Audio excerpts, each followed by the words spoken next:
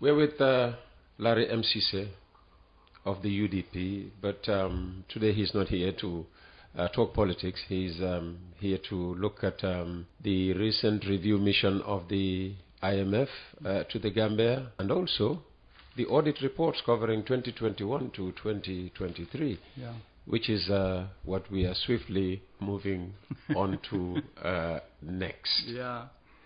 What has been your general reading of the reports before we get into, breaking them year by year or sector by sector, ministry by ministry, institution by institution, including, of course, State House? If we want to break it year by year, we're going to spend 5 hours.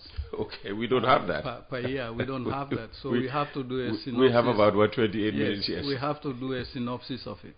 My general view of the audit reports echo the sentiments of the Auditor General. And I don't know how many people out there are reading the Auditor General's report. But let me give you what the Auditor General said in all 3 years as the chapeau to the reports. I'm quoting: based on the Auditor General's professional opinion, the government of the Gambia's 2023 financial statements are unreliable and do not accurately represent the central government's financial performance position. I think this is a massive, massive statement for the Auditor General to say, based on the Auditor General's professional opinion, the government of the Gambia's 2023 financial statements are unreliable and do not accurately represent the central government's financial performance. That was the main conclusion in the reports. Now, he's also saying the Accountant General is willing to submit timely reports to be audited. And he flagged that as the second key opinion. So I cannot go beyond what the Auditor General is saying, because for the simple fact that it has taken this government 5-6 years to produce these audit reports, I think speaks volumes of what our accountability and oversight issues are as a country. And I think that explains why we are in the situation that we are in with the former Auditor General and the current Auditor General. What's that situation? Well, I think it's before the courts. But what I can say as a lay person is that it takes this government average about 5 years to submit this, to release these audit reports. And we've said it in this and other platforms before, that the essence of an audit report is to produce it on time, real time, so that people can read and reach a conclusion and say, oh, this is the state of our economy, or this is the state of our finances. If you wait 3 years to release those audit reports, they do not represent the realities of today. Imagine if these audit reports are 2021, 2022, 2023. Imagine what we're going to have in 2024, 2025. If those reports come out 3 years later. So essentially, what he is saying is, I'm not getting the information that I need timeously from the Accountant General's department so that I can do these audit reports. Does it matter that he said clearly that in his opinion? Yes. But that's because you know what the conversation around opinion is, the opinion of the auditor. That is why the President said it's an opinion of an individual. A lot of people took that to mean it's just a spur of the moment comment. No, that's what they told him. That the audit report is an individual's opinion, and that individual could be biased. And when they say biased, meaning could be an opposition figure. but the Auditor General's opinion is based on actual documentary evidence. He does not sit in his office and say, it's my opinion that the government is spending over budget. The opinions are based on documentary evidence, and they can withstand the rigors of scrutiny. And that is why it's important for the government, the president, to send a clear message that let's take these audit reports seriously, and let's deal with the issues that the auditors are putting forth to us. Because these guys are professional men and women who stake their lives and their reputations on these audit reports. Reputations may be, but lives? Their lives depend on it. Because if your reputation is damaged, your life is sort of damaged professionally. That's the context in which I am saying it. And then there was a minister here that says we are not going to budge due to comments from people like us, critics. Well, you need to budge because you are managing our tax resources. Is that in direct response to Ibrahim Asila? Yes, it is a direct response to Ibrahim Asila to say they can criticize all they want, we are not going to budge. Well, it's unfortunate he said that because he needs to listen and he needs to budge based on what the public sentiment is on some of these issues. The difference between us and him is that he's there and he's going to be held accountable. We are not going to be held accountable for just saying, obey the audit reports. And I think our officials need to start thinking legacy. What do I leave behind when I leave this office? Well, they leave a lot of better roads than they inherited from the previous government. At what cost? Better roads at what cost? The cost of these roads is incredible. The Office of the President reportedly spent $32.5 million without supporting procurement documents. What does this say, Lare, about executive accountability? It speaks volumes because the Office of the President is the standard-setting institution for the government. If the President is doing, Office of the President is doing procurement that does not conform to procurement procedures, for me that's a very serious matter. And I think the auditors pointing this out must have been a difficult thing to do. But again, they didn't just sit and say, oh, but they are not following procurement procedures.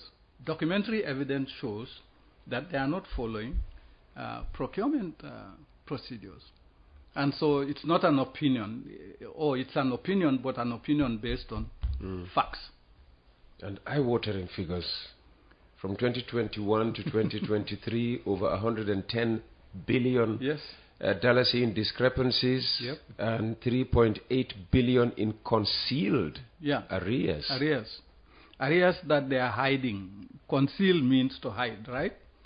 These are arrears that they are hiding. You know, Peter, I find this audit report very, very sad. Sad because I think in this one of your shows or two of your shows, especially when we were talking about the comparisons between Senegal, Macky Sall's government and what is happening in Senegal, I said that Barrow government's corruption is going to make Yahya Jammeh's corruption look like child's play. I said that. One, I also said that there is a strong potential for hidden debts to be on the books that we don't know about because the government is not reporting it. This what part of that is this. 3 billion. And do you believe the National Assembly and its FPAC are doing enough to act on these audit findings? Well, it's their oversight role. Constitutionally, they should be playing... Yeah, that's what they should do. Yeah. But are they doing what they are meant to be doing? Ought to be doing? I think they are reviewing the reports, but I think the responses to the reports leaves a lot to be desired. For example, in the previous legislative cycle, the FPAC did not issue one audit report in 5 years. Now, in this current dispensation, at least they are reviewing. The question you are asking is, are they effectively doing the kind of oversight role that we expected from them? And based on what is coming out, no, they are not doing that. We have to be honest in saying our institutions are weak. And our institutions are weak because of the political pressures that they are operating under. You see, if you don't put your professional standards ahead of the political imperative, this is the situation that you have. I think the National Assembly will be well advised to call some of these government officials to explain these things. Because somebody sat in an office and approved that 32 million.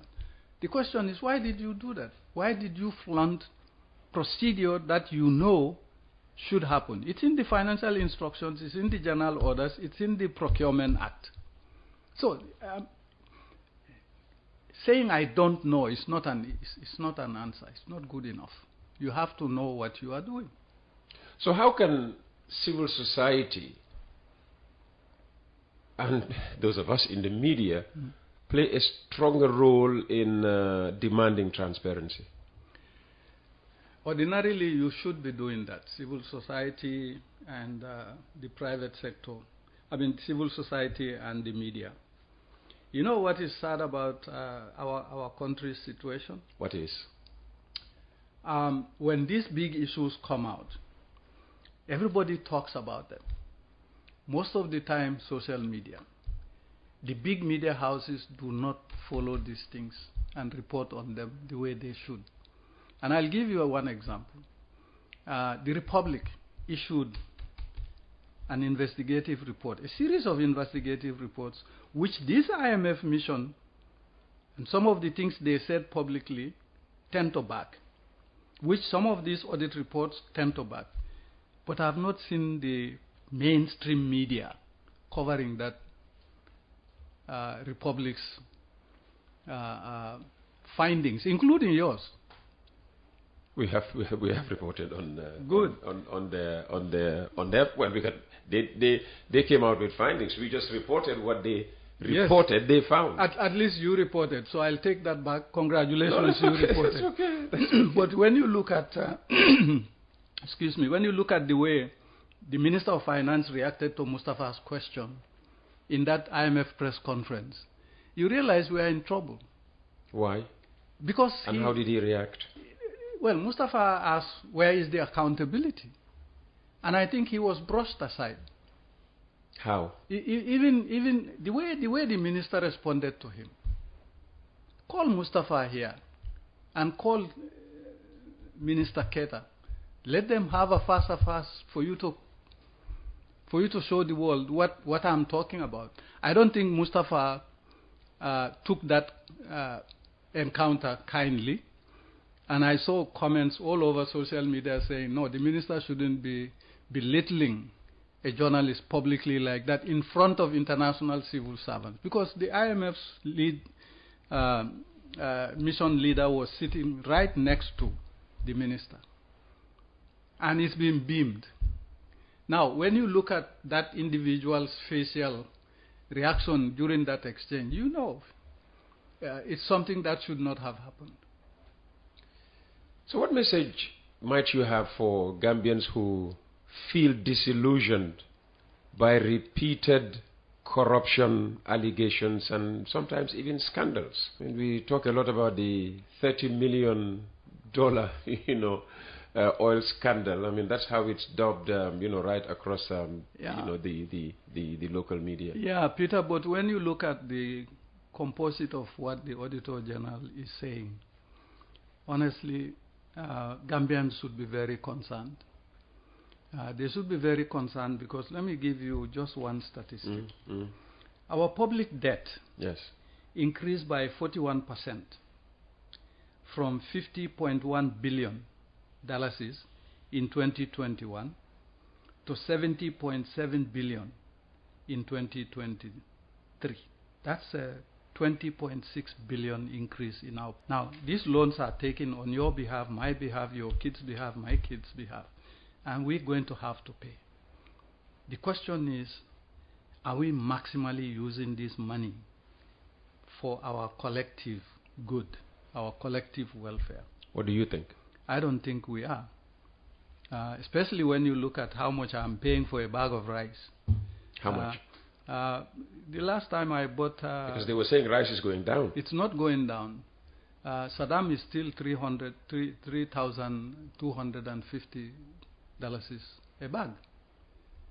I mean, when they say it's going down, the basic rice that a sector of the consumers consume may be going down.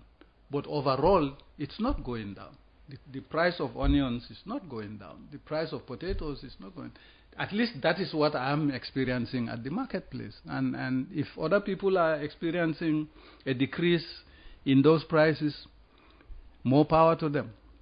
But at the end of the day, some of the arguments that are given is that it's a question of taste preference. The kind of rice you want to eat is the kind of money you want to pay for it. Yeah, and you can hardly argue, You cannot argue with that. Yes. But the preference that I have shouldn't be outrageously so expensive that I can't afford it. That's the counter argument to that. I'm saying rice in this country shouldn't be imported in the first place. When you look at the swamps that this country has, starting with CRR, Jareng, going all the way to Kudang, Kuntaur, Jahali Pachar, this got some of the most fertile agricultural swamp rice growing conditions that you can find anywhere. But we are importing rice.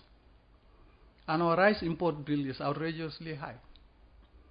Why can't we invest in our agriculture to become food self-sufficient? Because we were food self-sufficient at one time during Jawara's regime. We were not importing rice the way we...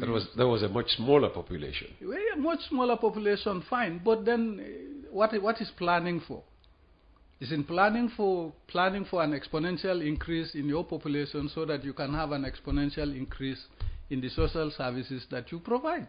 That's what planning is for. You fail to do that, you fail to plan. So what lessons do you think should be learned from these audits for future budgeting and governance? I think Gambians ought to insist that we live according to our means as a country and as a people. If we don't live according to our means, that means we have to do something to fill the gap. What do you do to fill that gap? Corruption. And corruption is a very civilized way of saying stealing.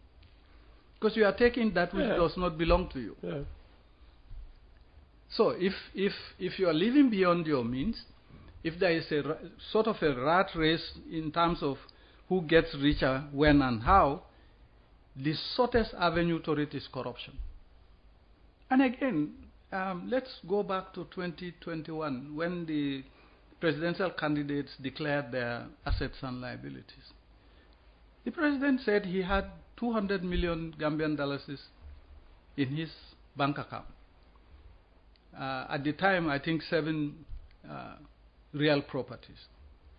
How do you get 200 million from zero to $200 million?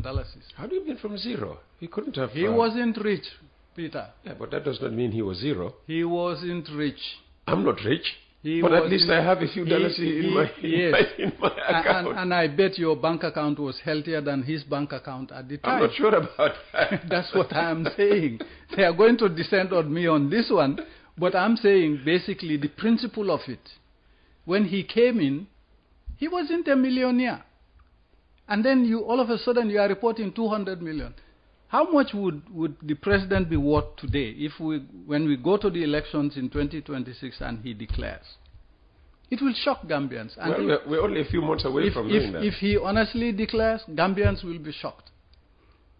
Peter, basically what I'm saying is political office, public service, shouldn't be used as an avenue for enriching oneself. It's a service. You know what they will say? You have no proof. I don't have any proof. Yeah. I don't have any proof, but Gambians see what is going on. The car I am driving, I bought from my own pocket. And it's the same kind of car our taxpayers are giving our ministers. If I can do that, they should be able to do that. Now, let them say I don't have any proof. But Gambians are seeing what is going on in terms of what I'm saying. I'm saying public service shouldn't be equated to getting rich as quickly as possible. Public service is meant for you to provide a service for all of us to be better off than we were. If public service fails to do that, then the public service is remiss in performing its core function. Corruption should not have a place in our society. And Gambians should know that they shouldn't be electing politicians that they know do not have the ethics, do not have the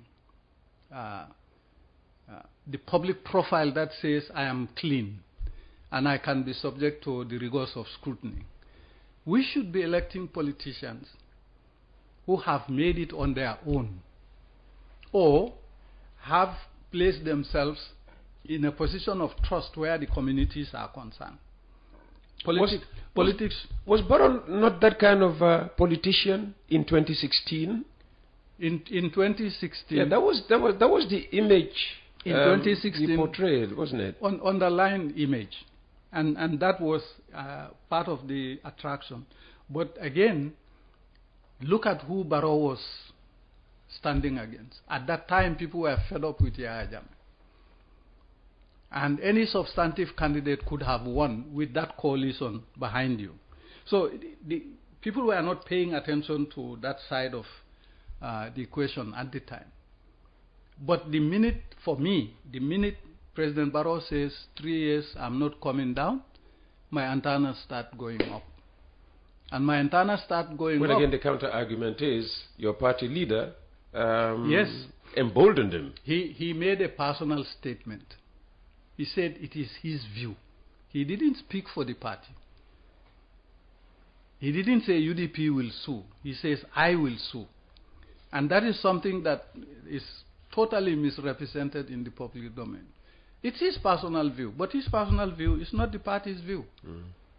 And we should recognize that. We have about 6 minutes remaining. So what would a UDP-led government do differently to prevent such financial mismanagement? We have said over and over again, as a matter of policy, UDP will have a zero tolerance on corruption. If people vote for us, they know they're going to have a government that is going to fight corruption. If they don't vote for us, they know they want corruption to continue. Only a UDP-led government, can stop corruption in this country. No, not only a UDP-led government. I'm saying a UDP government. We can fight corruption. And as a matter of policy, we've stated time and again that we have a zero tolerance for corruption. And we are going to implement that zero tolerance for corruption as harshly as it possibly can get. And I think people need to make those choices, because where we are now, when you look at all the things that are happening, the audit report, for example, saying 110 billion in discrepancies across public accounts. 110 billion in discrepancies. Imagine what 110 billion can do for Gambians. These are serious issues. Now, my favorite part of the audit report, Mega Bank underreported. The sale of Mega Bank underreported. And are we surprised that the sale of Mega Bank was underreported? We said here that they bought it for 900 million, they sold it for 900 million. But that 900 million does not include the fixed assets of the bank.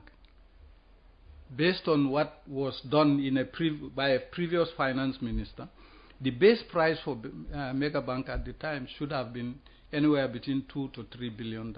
You sold it for 9 100 million with all its assets, real properties. So the Auditor General does not understand that, just as I don't understand it. Let me take a couple of contributions here from the audience. This one coming from Abdullah Abu Aisha Jallo in Sweden. Good morning, Peter and Larry. I'm always baffled seeing or hearing the likes of IMF and others saying our economy is growing, especially with regard to inflation, when such isn't reflecting domestically and in our daily lives. Would it therefore be fair to say that this Barrow administration is either underreporting or hiding some of the facts to international bodies during their reporting of economic activities? Assuming that were the case, what could the IMF do, for instance, to get a truer picture of the Gambian economy? But this particular listener is just echoing what I've been saying. Sure. He's a regular listener who regularly contributes from Sweden. And what I'm saying is, I once said in this show also that if you look at what is happening in Senegal in terms of the hidden debts during Macky Sall's regime, I think that blew up on IMF's face because they were adamantly behind Macky Sall and what he was doing. This new government comes, new records come out, and lo and behold, they have loans, I think $7 billion worth, that were not reported in the public domain. And that has put the IMF on the spot. And I'm echoing this individual's point of view that I think the IMF is smelling the rat in this country also, in terms of some of the things they are saying, because they're going to be thoroughly embarrassed by a competent government that comes out and reveals all these hidden things that we are talking about. 110 billion in discrepancies. The IMF cannot say they are not aware of that because the government gives them the data. The question then becomes, has the government been fair with them, been transparent with them in giving them the data that they need to do their assessment?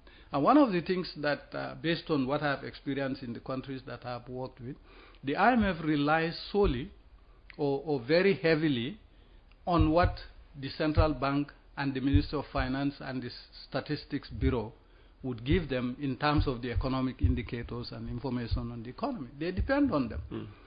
But the IMF also has verifying avenues. In one country that I've been in, the IMF would actually spend 2 days with civil society and the media to say, this is what the government has given us. What is your take on them? When that happens, then transparency sets in. But when the government gives them this economic data and they take it lock, stock, and barrel, and then goes out and reports, then their position becomes tenuous, indefensible, when a government comes and wants to reveal all the things that were happening. So I think they are laying the foundation here to say, in the event that there is change, we can minimize the damage that is going to be caused to us, because these discrepancies, the debt to GDP ratio, it's too high. And I am sure, having been on that side also, you see, when they come, they do a briefing. When they exit, they do a debriefing. Now, what they say in the debriefing publicly and what they tell the government privately are two different things. What do you think they might be telling the government? Exactly this.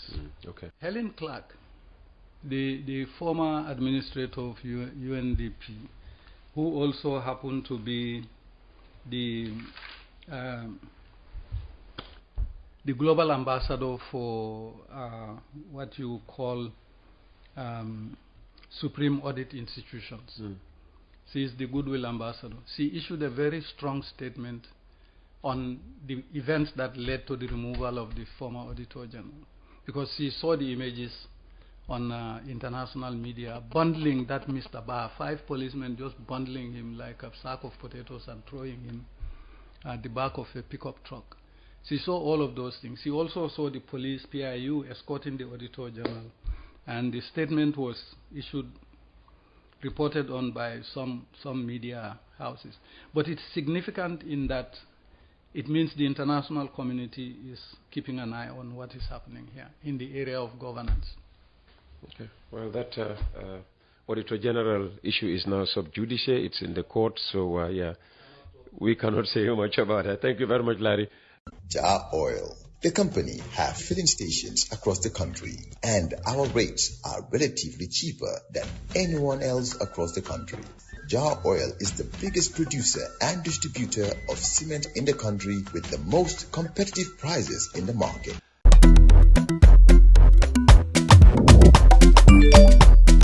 Excellent jam, Sisay. Yo, apply. Yo, luta do de. Luta mo nulo jël moto nga andil ma xaalis. Hello? Busol mo fine. What? Busol mo fine. Oh, yes! Wave Accina Gambia. Deposit and withdraw money, pay bills and buy mobile credit without fees. Transfer money wherever in the country for only 1% fee. At Wave. Busol mo fine? Wave. Your money is yours.